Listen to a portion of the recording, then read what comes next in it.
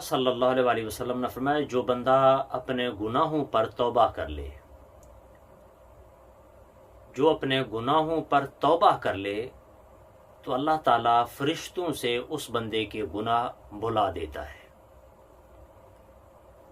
और साथ ही जिन अज़ा के साथ उसने गुनाह किए और जिस जगह पर उसने गुनाह किए, उस बंदे के अज़ा से और उस ज़मीन की जगह से भी उस बंदे के गुनाहों को भुला देता है।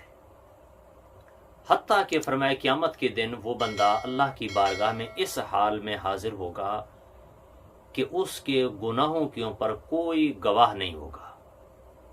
तो इसलिए मेरे भाइयों, अगर इंसान से कभी ख़ता हो जाए, गलती हो जाए, तो उसके बाद तौबा को लाजिम कर लें।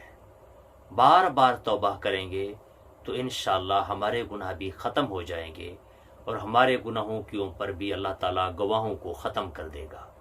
तो ऐसी सूरत में क़यामत के दिन हमारे गुनाहों के ऊपर भी कोई गवाह नहीं होगा।